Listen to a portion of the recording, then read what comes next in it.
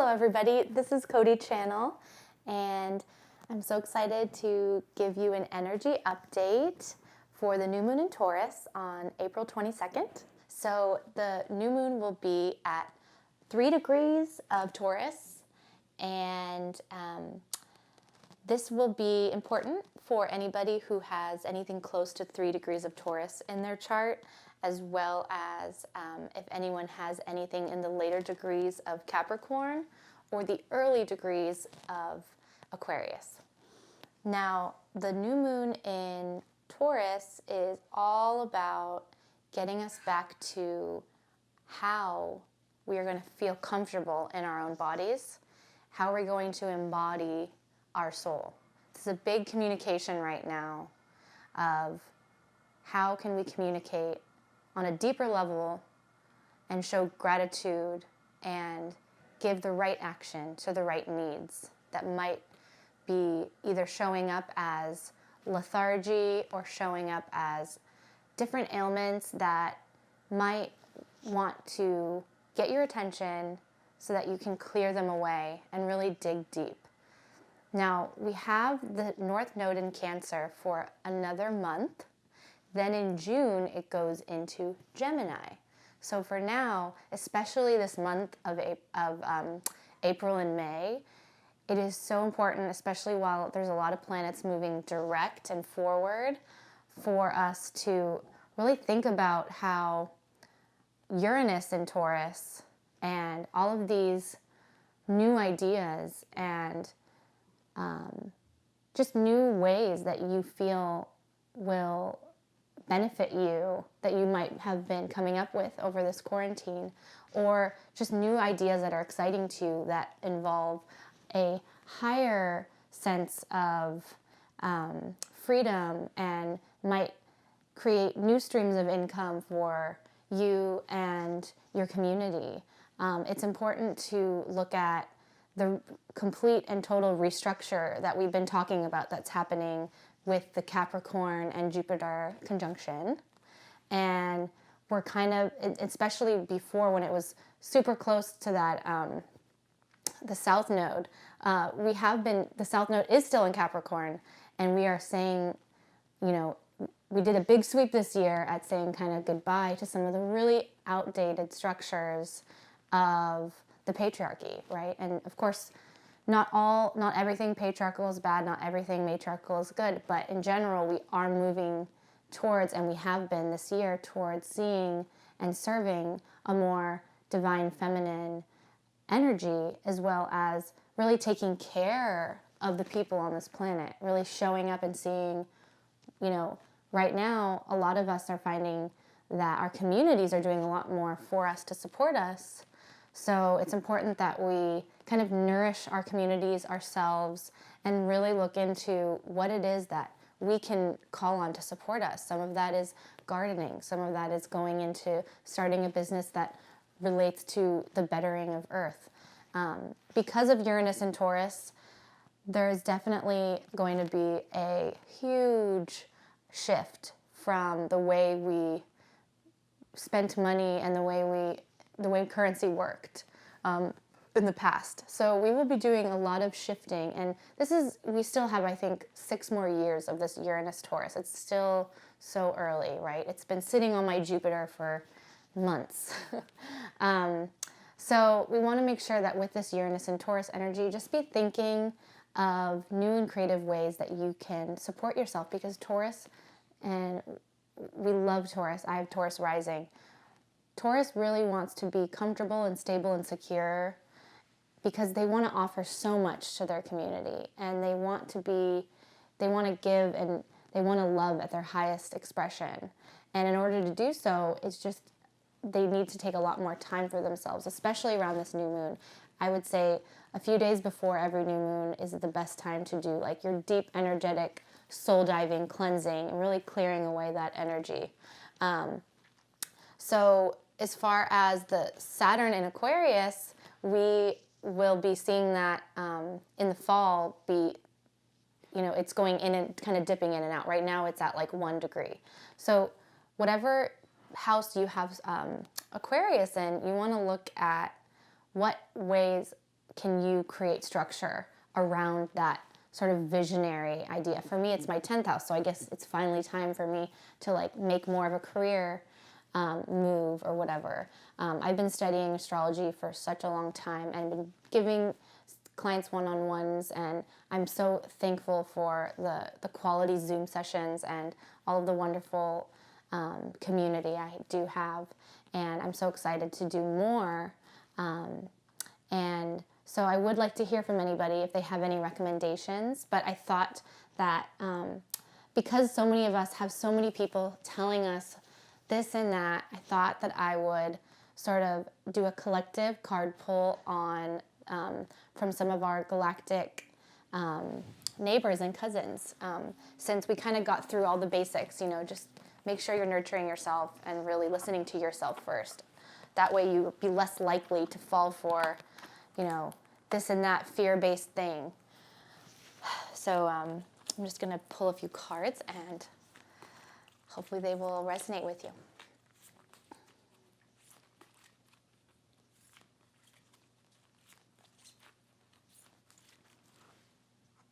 Oh my gosh, this is just wonderful. Oh, wow. Okay.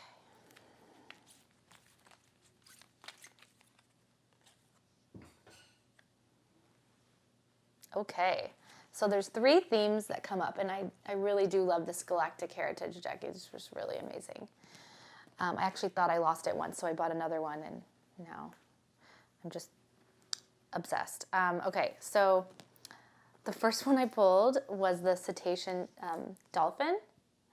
And yes, dolphins are a type of alien. We definitely haven't learned how to communicate fully with them, unless you include that movie where the woman, I believe her name was Mary, lived with a dolphin. But we do have a lot more to learn from dolphins. And this card says living in the now. So imagine really what getting present means like to you, Feel what living in the now means. I know it's so silly, right? Live in the now. But that is something that just enjoying the creature comforts, enjoying that energy that, because it really is all energy, right? So enjoying the energy around you and engaging with it. I try to only watch the news or think about things for like the morning time for maybe half an hour. And then I go on to my day and really try and enjoy myself and live in the now. So thank you so much, cetacean dolphin. Whew. Then this one is Sirius, which is present, and it says coming full circle. And I love that. And for all of you guys who are wondering, on your chart, Sirius is at 13 degrees of Cancer. So you might want to look into that further, and I'd be happy to help you. But a lot of these constellations and star systems and galactic heritage beings end up vibrating at specific points in astrology that often can be a part of your birth chart. So Sirius is a very potent and bright energy that is associated with ascension, and it's a part of the Aquarian age in a big way as the sun becomes closer in proximity to Sirius. There is a general just huge magnet of energy going towards Earth and apparently allowing for the 5th dimensional vibrations to flow through. So that's just a little bit. I have a lot more of that, but we're trying to keep this video short. So yes, Sirius, we are very connected to Sirius, and if you do believe in that there are galactic cousins and brothers and sisters, the Sirius constellation is calling us also to look at how everything comes full circle. And I think that right now, any of us that are scared, any of us that really feel intuitively like they just know the truth, they know everything, we have to understand that the truth and that whatever it is that has harmed or has ill intentions will be either coming to light or will be dissolving. Okay, it is important. And I do say, I encourage those of you who are interested to connect with me more about that. Rejecting emotion, zeta reticuli. So this one is interesting. I know the zeta reticuli, there's a lot of conversations around the zetas being connected to some of the more negative aspects, but of course we love to use our polarity and just accuse things of being good and bad. So the zeta reticuli, we're working with rejecting emotion, and that is an energy that is coming up today too. Is there's still so much emotion that's just needing to come out, and I encourage that the rest of Cancer North Node, before we go into Gemini, let's really feel our emotions this month and really get clear. The emotions bring us to what we need to deal with. The emotions are the harbingers of the truth. They surround things that either are something you need to heal or something that you need to follow. And so getting in touch, really clearing our bodies, taking care of ourselves. And I know like in April and March, it was just, this was also new to us. So now I'm thinking a lot of us are getting into more of a rhythm. And again, for those of you who are working right now, I'm sending you so much love and blessings. And I hope that you can take the time off if you can and get some time in to really connect on a deep level with the earth and with the Earth Mother, because this is a very important time where we can make a lot of really great decisions around changing the course of our Earth. And it starts with shadow work. And that's crazy because everything is energetic. So the more you do work on yourself, the more likely you are to actually be able to help others and be able to actually see your beauty reflected, right? So I'm hoping that all of you guys are getting excited because in Gemini season, the North Node will be going into Gemini, and there's going to be so much talk of duality. So just keep it in the back of your head that duality, what is good, what is bad, what is right. Let me go through every crazy blog and read everything. That energy, it's going to be coming full throttle in June. So, and that can be fun and exciting for some. And if that does scare you to be, in that informational time, it might be important for you to really ground and learn to trust yourself fully on things. I often get just such intense energies when I'm watching something that doesn't resonate, or I'm so sensitive to this and that. And I think it's time to just rein that in for everyone. And if you guys have any questions, I do have I did pull a few more cards before I go. But if you have any questions about anything, please feel free to comment, and I will read so I pulled some angels of the Kabbalah for us. And so I love this one. It's purification. Hariel, number 15. And you can see it's a beautiful card with the little candle and a girl with her third eye awakening, right? So remembering how to purify yourself and what that means to you. Because with all the chaos and all of the different people thinking that they know everything, it's so important to get in touch with that inner knowing, right? Then we have Lauvia, expansion, intelligence, and fruition. So again, this is very pre-Gemini to me, too, because it is basically talking about intelligence, and both of these cards will be asking us to push the limits of what it is that we feel intelligence actually is.